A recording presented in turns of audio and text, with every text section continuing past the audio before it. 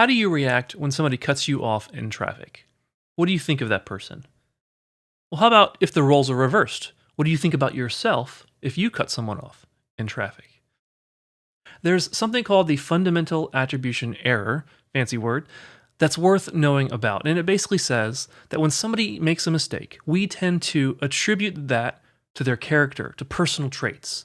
But when we make the same mistake, we explain it by situation. Oh, I was tired, or I'm not feeling well, or there was some other circumstance that led to the mistake or the action. We see this happen a lot in a cultural and even political environment where somebody does something or says something that's either wrong, appears to be a lie, maybe is harmful or hurtful, and we attribute it to their character, to their personality, who they are.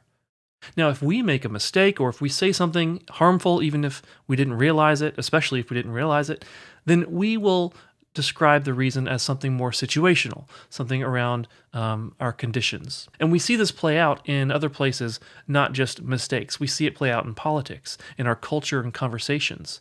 When somebody in an out group does something, we tend to attribute it to their character, good or bad. And when somebody from our group does something bad, we tend to say, well, there's a situation, there's a reason for that thing. It's not about their character. That's something that's really worth being aware of.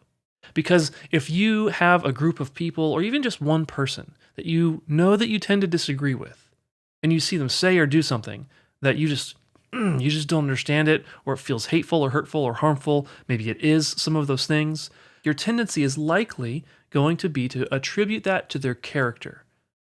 But if the roles were reversed, we know that we would not attribute that to our own character. So I want to just encourage you to be aware of that tendency, that bias that we have to naturally assume something is telling us about a person's character when perhaps, hang with me, maybe it's not.